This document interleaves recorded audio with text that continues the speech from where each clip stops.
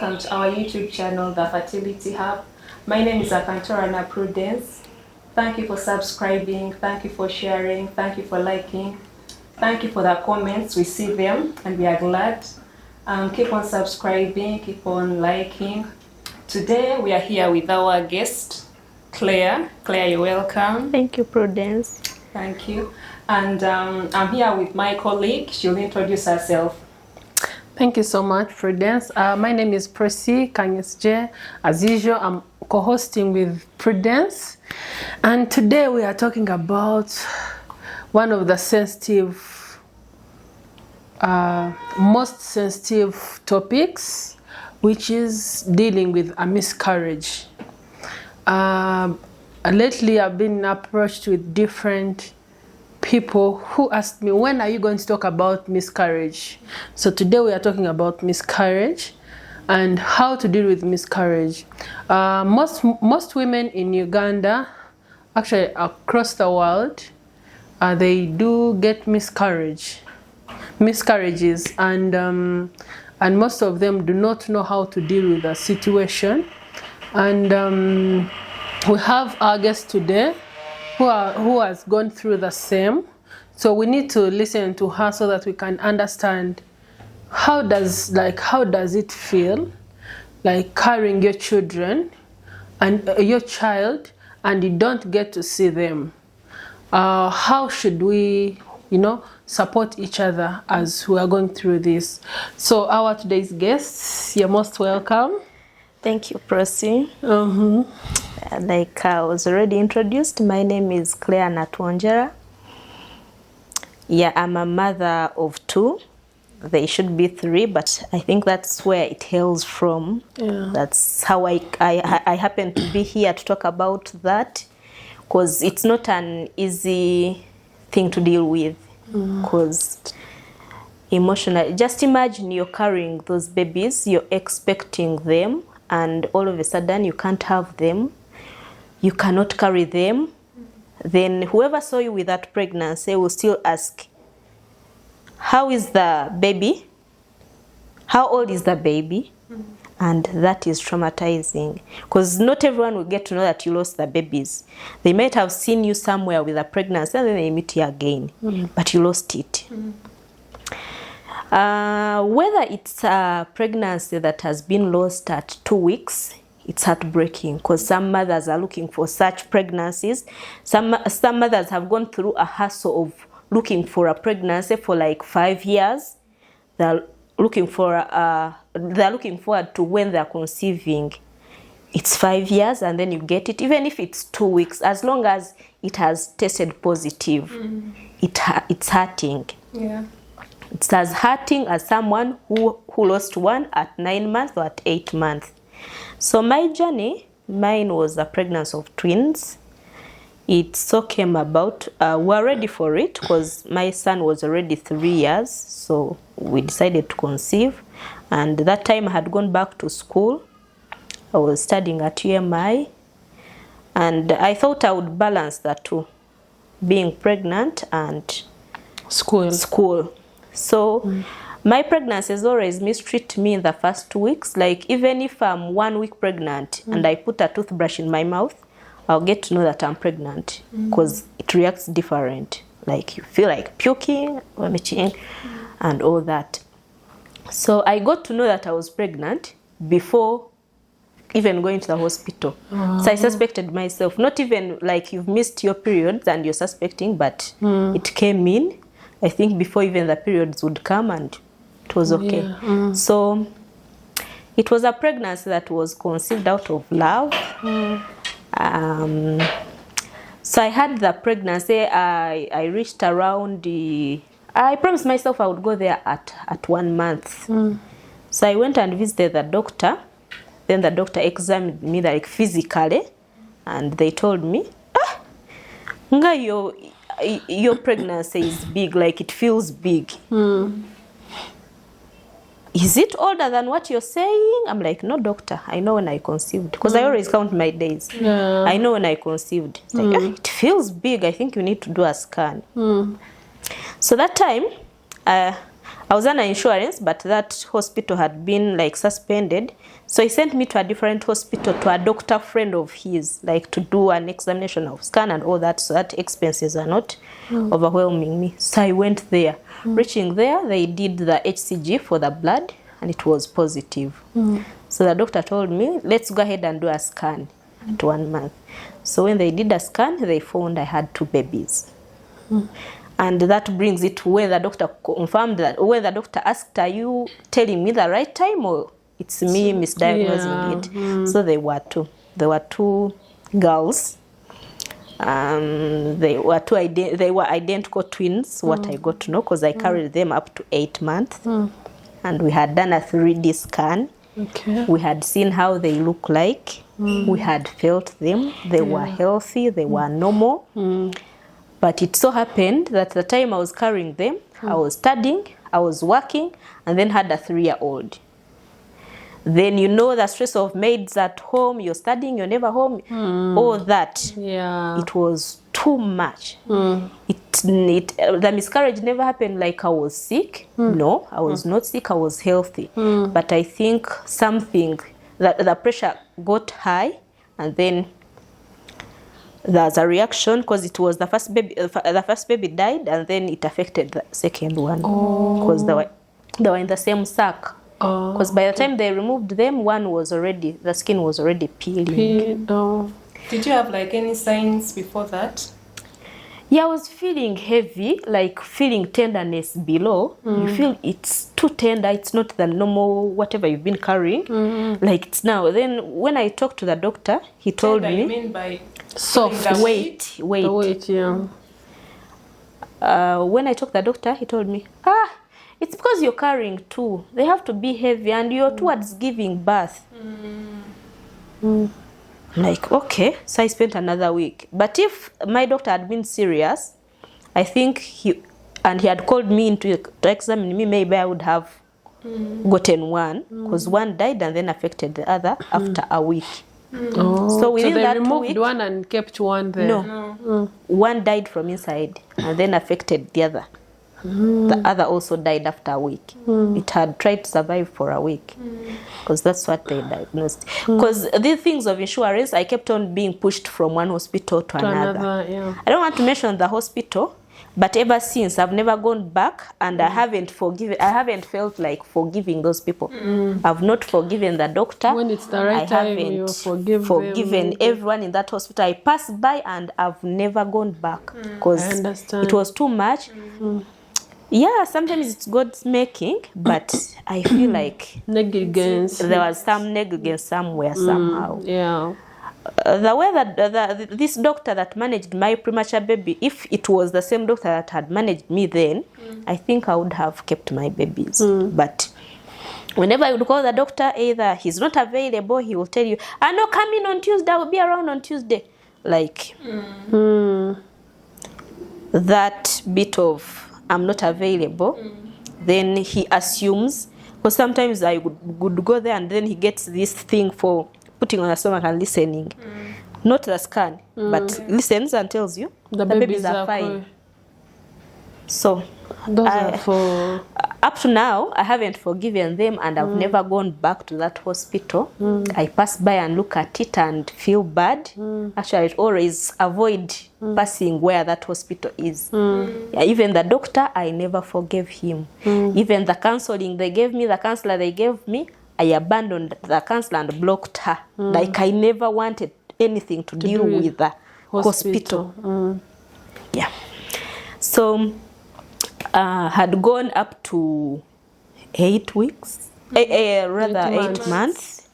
In the first month, it was disturbing because the hormones, it took long for the morning sickness to get over with the morning sickness. Like for 5 months, I would still vomit. I would still feel someone is smelling for me. I would still feel I don't want to be in a certain place. And then the stomach was as big as whoever would meet me at 6 months would think this woman is going to produce tomorrow. It's going to deliver tomorrow. So I carried it up to 8 months. I remember the time it happened, I was doing exams at UMI. My workplace refused to give me leave. I was doing exams as I work, as I manage home. My son was sick. So it became too much for me. The stress was too much for me. Yeah. So one of the babies died. Then the whatever, they were sharing the same sack. They were within the same sack because they were identical twins, and it affected the other. The other also died.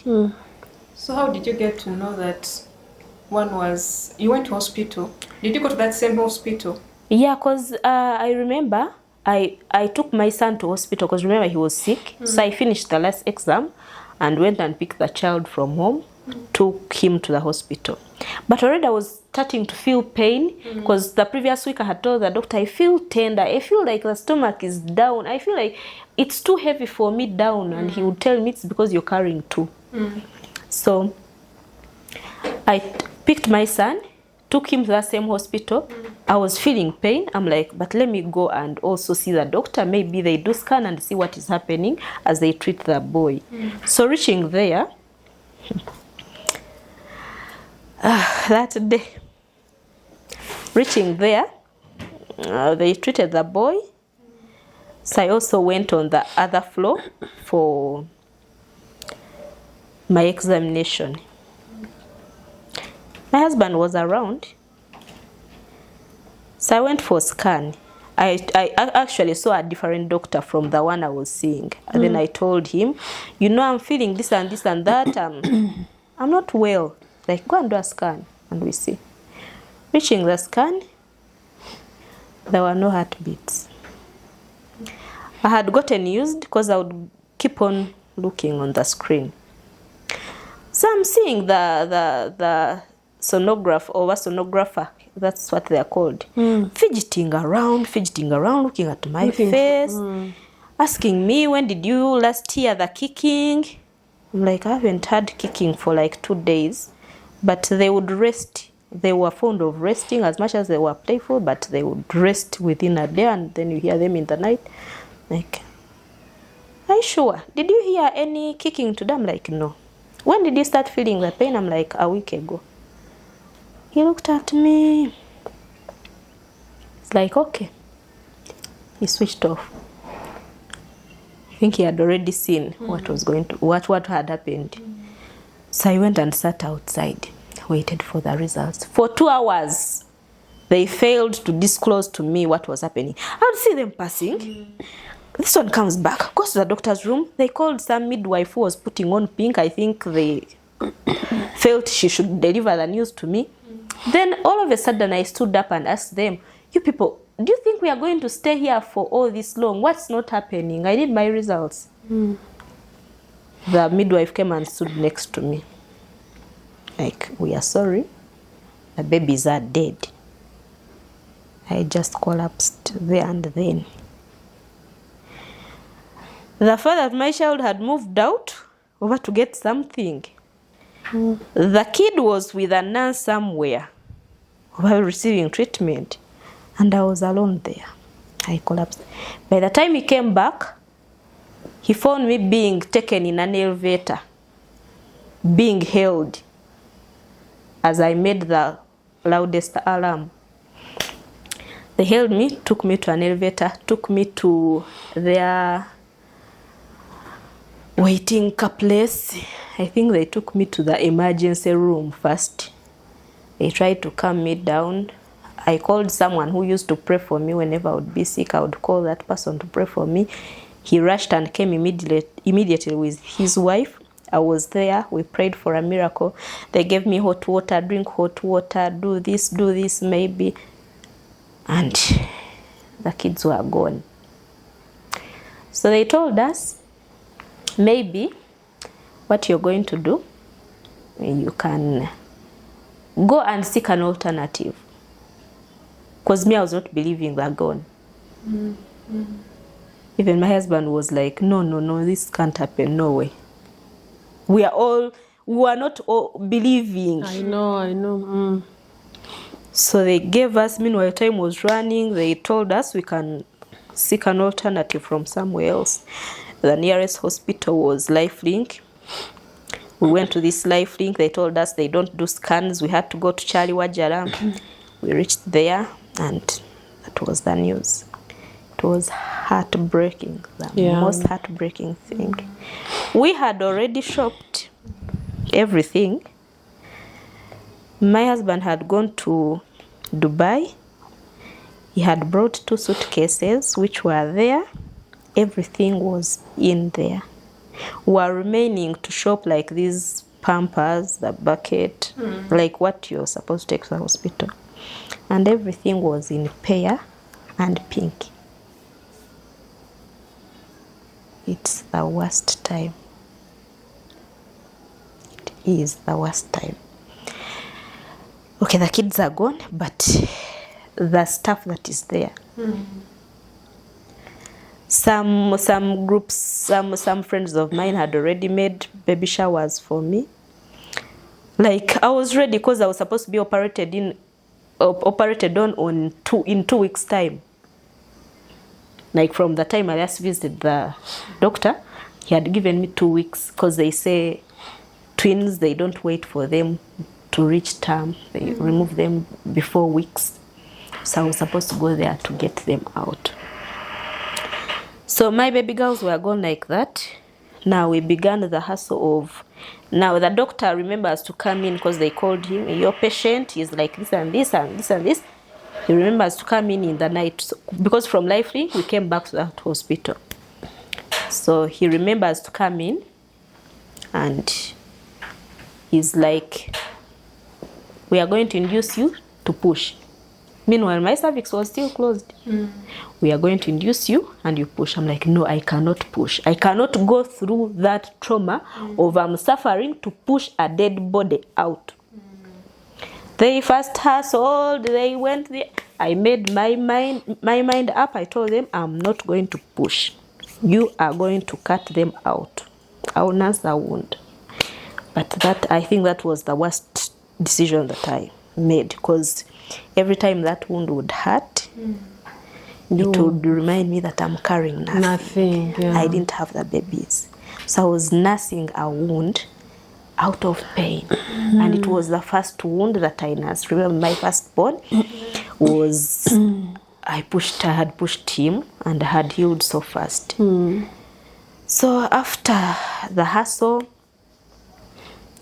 it was, that day was 9th. It was an Independence Day. It was 9th October. 10th is my husband's birthday. That's when they removed the kids.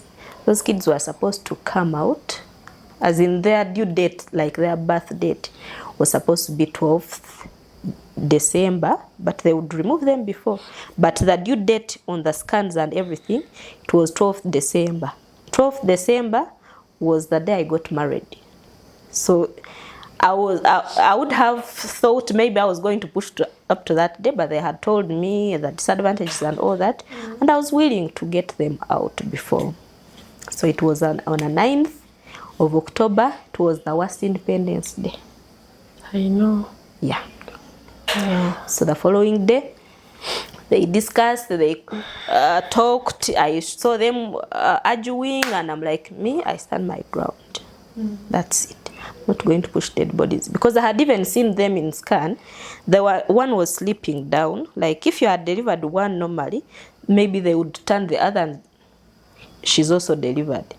But I was always having that, suppose it doesn't, suppose it becomes tight like the first pregnancy.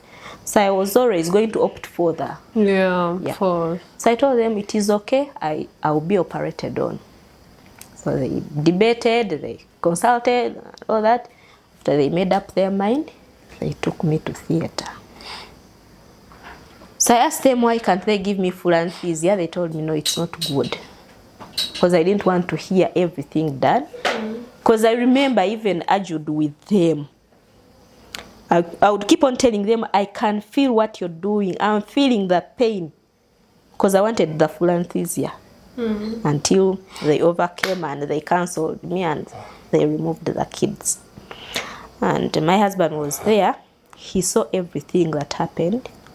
And I think he also got traumatized. So when this one came in, That's why he would peep the child there, because he saw those dead bodies. And the doctors were there discussing while I hear them. It looks like this one died first. No, this one died first. No, this one is bleeding. Don't you see? Like, how insensitive can you be to do that? I hate that hospital with a passion. I know. So they removed them. I cried my tears. I hated everyone. I hated myself. I was given sleeping pills because I spent days without sleeping like I'm a mad person. I was given counseling sessions, of which I blocked the counselor even, and stayed alone. Now this is where the real thing comes in, dealing with that trauma of you've lost the babies. You've either been operated on, or you even lost them like that, like the normal way. This is where the torture and trauma comes in. I know. And you see, every woman, most times, actually I thought I was the only one until you talk to other women. When a woman conceives, they are already, whenever they're going to the toilet, like especially the first months, every time you clean yourself, you're scared. You're scared, of what and if you I look see at blood. yes, Yeah. you turn and look at that. It is something, you see, I got a miscarriage at 5 weeks. It was the worst thing ever in life. Yeah. So now me, I had felt them. They had kicked. You would feel the movements. I had seen them in 3D because I did a 3D scan. Had seen them. I had seen how they look like. Much as you've not held them, you've not seen them physically, but 3D shows you almost all the features. Because the doctor told me, go and see, since you have identical twins, that normally when they are dividing, over some parts are divided within the other, on the other side of the other twin. So they wanted to see whether they have extra fingers, they have like 5 fingers, whether they have abnormalities. So he told me to do a 3D, and a 3D they show you everything, even if they are conjoined. Yes. So they wanted to see all that. So I had seen them. Yeah, I had seen them. I would talk to them. I know. So after hearing that, after hearing that, what you passed through, the pain, what I'm wondering, how did you manage to come out of that? Yeah, they always say women are strong, and now I've come to believe it. I've come to believe, yes, women, we are strong, because we deal with so much. Men, as much as he's the father, but no one has seen him with that pregnancy. He doesn't even, yes, he feels, he may touch and feel the baby kicking, but it's you all the time. That baby can kick, and even you fail to sleep. You sleep on this side, they're kicking, you turn this side. The discomfort you all feel is on you, as much as he's the father. So, and when they get out there are few people that will know that the wife is pregnant. They normally disclose it after they've given, like birth, the wife has given birth. That's when they come to tell, my wife has given birth. Because for them, they stay no more. So they might move weeks or months without anyone asking them, how is your wife, or how is your baby? Or did you people give birth? Something like that. But you who is carrying it, every day you're seeing, as in that is evidence. You have that stomach, you have that pregnancy. People see you and say, Mama Karimunda. And then, yes, they ask you. So that is trauma number 1. Remember, trauma number 2 is that you're getting out of hospital, carrying nothing. You're nursing a wound, but you don't have I think that's why we're going to ask, what is life after you've lost your pregnancy? It is devastating. What is life after? It is devastating. It is, I don't know how to term it. I don't even know how to term it, but you feel you've lost everything. Now remember, I was a C-section.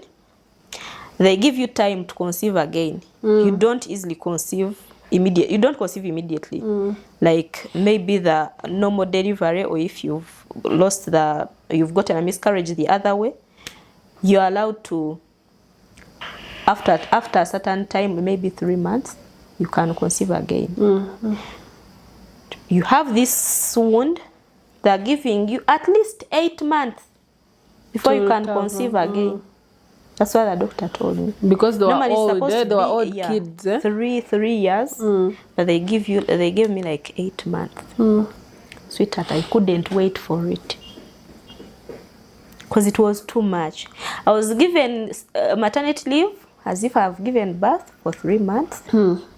I was home. You do not want to know what I did and what I went through. Women are strong. And someone coming out of that, then they are heroes. Because they've been there. They're heroes. It's a wound that takes is on your heart and on your body. You have a wound in your heart, you have a wound on your brain, you have a wound in your body. Do you think our husbands, they understand what you're going through at that moment? No. They don't. They don't. Just like I told you, his day might go on without even someone asking. But your day can't go on and you end it minus someone who had seen you pregnant asking you, how is the baby? Wasumuluka. And then you go back. Yeah.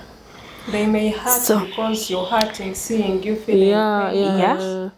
They can't. They've lost a child, but they really can't go. And they were not carrying the child to understand how the connection and the bond you had with the child. It's like you, okay, that one is your husband, but it's like how you can be my friend. You cannot feel the pain I feel. True, You can't. As much as you're close to me, you're feeling for me, but you can never feel that pain I feel. So it's the same. That person is connected. Yes, they are your husband. But these are two different bodies. These are two different human beings with different minds. We all have independent minds. He's thinking about how to look for money for school fees at that time. You're thinking about how you lost your children. You don't think about anything else. I would sleep and hear those doctors talking in the theater. How one died and killed the other after a week. How one was already peeling. If it had stayed for longer, maybe I would have had complications in my uterus.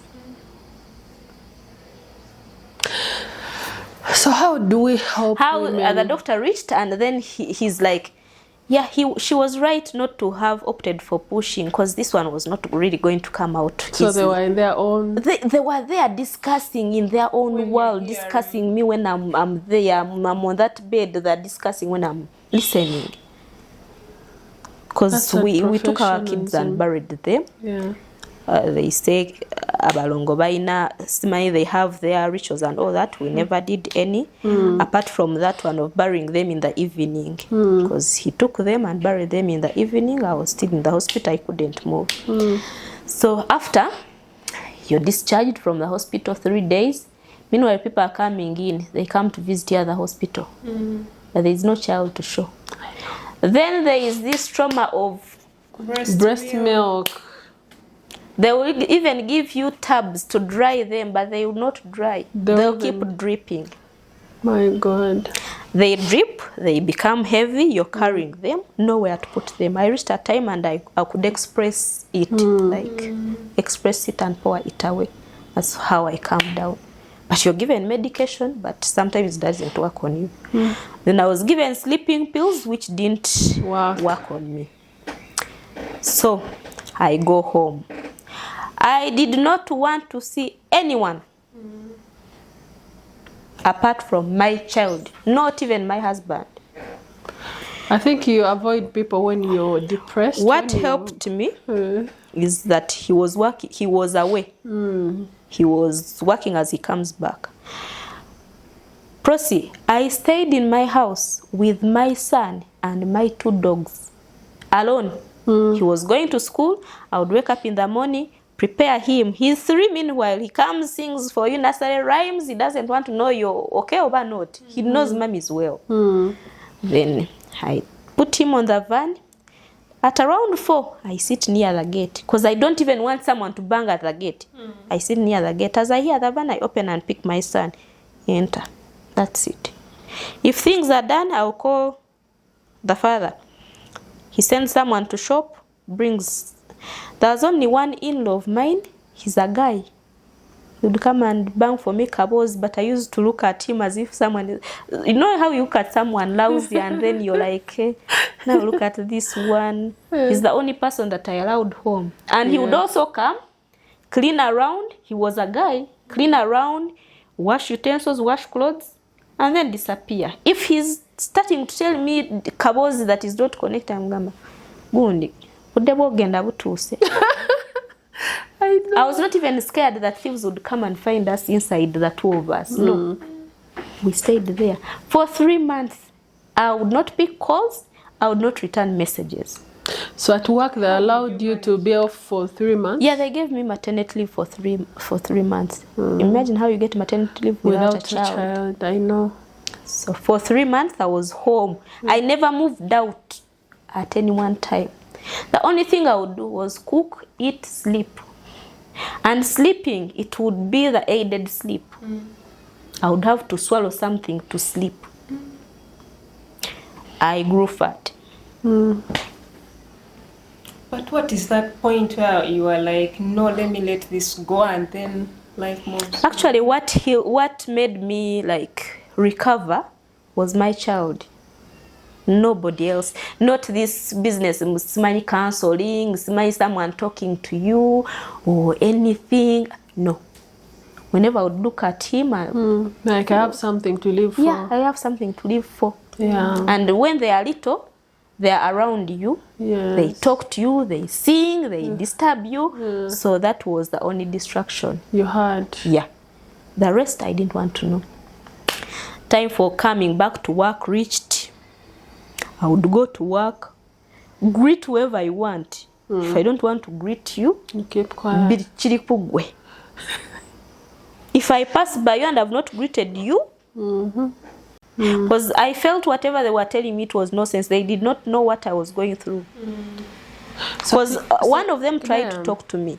Claire, what do you think the women, because now let's talk about like many other women, what do you think they can do? Because for you talking to that friend and talking about everything, that was the beginning of your healing. Yeah. What do you think these other women can do so that they can recover from that situation, from that pain of, you know, that after loss, losing someone, then how can they? From my experience, there is nothing that can heal you. The healing comes from within. From your heart. From your heart. You just decide to let go. You decide to let go. Because there is no amount of words that someone can tell you that will comfort you. There is no amount of comfort someone will bring to you that will make the situation normal or stable. It comes from within you. You just feel like, okay, enough is enough. I've given up. To people who are comfortable with talking to counselors, it is well. Yeah. But to me, I felt she was taking my time and telling me you're not healing. Telling me what are you telling me? As in, how are you going to counsel me? Then I reached a time and deserted church. Because I asked God, you gave me these children. Because I remember I went to Chuamirembe and prayed for them after knowing that I was pregnant. I said, God, I want twins and I want them girls. And I would tell him, you've given them to me. Son, you've taken them away. So do you really mind about me? I know. So I reached a time and left church alone and God alone. I didn't want to hear anyone talk about church or God. Actually, those 3 months I spent them without going to church at any one time. Not even hearing anything close to God. Whenever I would post something to God about God, I put in archive. You blocked us, eh? Yes. I blocked some of you. Like, it was too much for me. So I do not think, to people who have kids, try to think about those kids. Because whenever you're a mother, and you're going through something, those kids feel it. It affects them.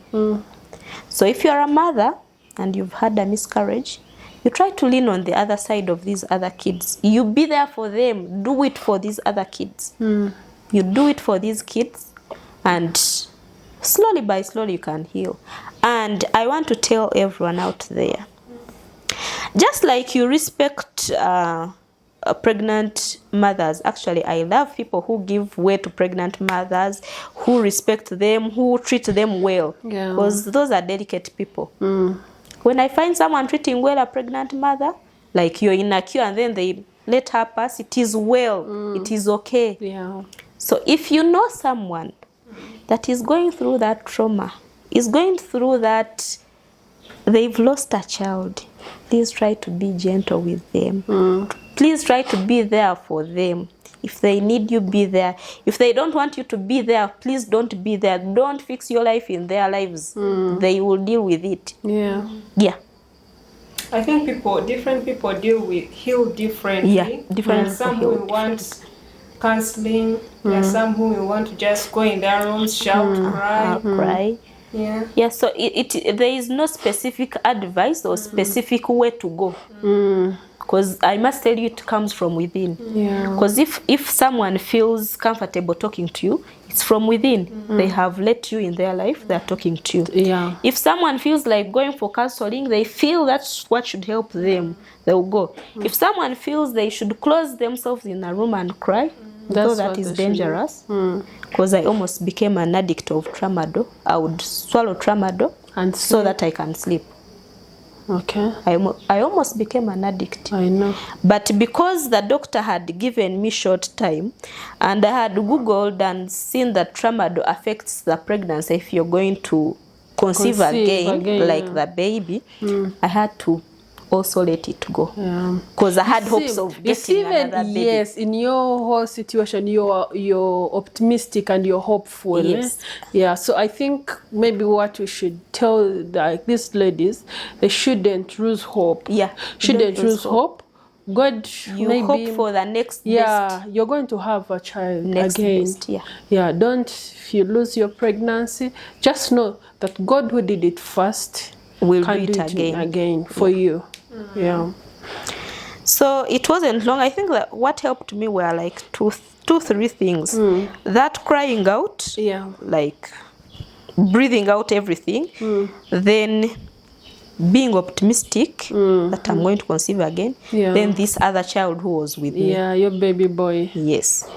Actually, people say I love the girl more, but I love this son more. I actually think you love your son more. And you look alike. I love Ethan more. I have reasons as to why I love him, but people think I love Eliana because Eliana's pregnancy was emotional and all that. But I think I love Ethan. But you love your baby. He helped me go through a lot. He helped me overcome a lot. That's what firstborns will go through. So now, 3 months are done. I'm back to work. I start again, as in I start counting every day. So I went and saw the doctor, because even in the other hospital, they had stitched me, but now the stitches were reacting, and the scar was swelling. And then I was being told I have to be operated on again. The scar was swelling in that I could not sit without scratching myself, and it was painful. What kind of hospital? If you had looked at it, I have a photo of that scar. You can even get scared. Oh dear. So I go back, now I come back to my Dr. Kaiga, because that's where I had given birth from the first child. I'm like, now whatever it is, I have to stick to him. Now all my hopes were in him, as if he was even God. I know. So I come back to Dr. Kaiga, and he saw me and he's like, who did this to you? Yeah, which hospital did you go to? Which hospital? I told him the doctor. He's like, no, the only solution is to cut you again. But I cannot subject you to that without giving birth. What I'm going to do? Conceive again. It was now around 4 or 5 months. Conceive again. Then maybe we can operate you at once. I'm like, okay. So now I started the business of preparing my mind to conceive. It wasn't long. I think it was around 6 months. I conceived again. I conceived again, and that became the other pregnancy, the most difficult pregnancy. But when I conceived, he promised me he was going to be there for me. We managed it together, and indeed he did. And on the last pregnancy, he operated on me and even pulled out the stitch. So it's as if I don't have a scar. You cannot see the scar. Oh, that's good. Because he realized I react to those, the ones that remain in the body. I don't know what they call them. So the scar didn't affect you while you were pregnant? It would. I was actually always scared that it would give way. I was always scared no, it didn't. But it was a troublesome one. If you see the photo, you will be like, yes, it was. Okay. Yeah. So, dealing with a miscarriage, everyone deals with it in their own way. There is no formula. There isn't a formula. One will be comfortable talk to a certain person. Another one will be comfortable talk to a counselor. There are people who will isolate themselves, though isolating yourself is bad because you can easily think about something else that is not suicide good. And all that, Then there are people who are comfortable with their husbands. They want their hubbies to be around. And I will emphasize this. If you realize that your woman really wants you to be there, please be there for them. Because now they've chosen you to be their shoulder to lean on. Please be there for them. Be there. Then there are those that don't want even to see them. I don't want to see you. I don't want to see people. Toina chongamba. You hate yourself. You hate God. You hate everything around you. You feel like. So that depression is also not easy to deal with. Yeah. And it does not matter whether the pregnancy has been 2 weeks, whether the pregnancy has been 8 weeks, whether it has been 7 months, or it has been to term. It's all a miscarriage. It's all a loss. And it affects you. Yeah. Mentally, physically, emotionally, it will drain you. So I got back to life when I conceived. Again. And see how I conceive, then I get a difficult pregnancy. And I think after a miscarriage, when most people say if you get a miscarriage and conceive again, that's the healing. Yeah. You get the healing. Heals. Yeah, it heals because now all your hopes and all your mind is focused on this baby that is growing. Yeah. You might think about the other one for some time, but you console yourself. There is one coming. There is one that God has given me again. God has remembered me again. You're like, at least you console yourself with that. But if it takes long, it is really something traumatizing. Thank you, Claire. You're welcome. It's a hard journey. It is. It is too hard, but we thank God. Yeah. You got your baby. Though she was a preterm, but she has grown. She's a big girl. She's a big girl now. Even calls you by your name. Very stubborn. Yeah, very talkative. Yeah. So we thank God for everything. Sometimes we go through things so that we can, be stronger for the ones that are to come. Yes, that's true. Yeah. So thank you so much, our viewers. Thank you so much for always liking, subscribing, and thank you for following. We ask you to keep, there's some word I want to use. You will cut there. Yeah. Keep following. Keep doing what? So thank you so much. Keep commenting. Let us know what you think about some of these things. If you want to ask, we are always there to answer and refer you. Today's topic about miscarriages. I know most of you have experienced it. So hold on to God. Sometimes He's the only hope that we have. Share with us your experience. Yeah. So yeah.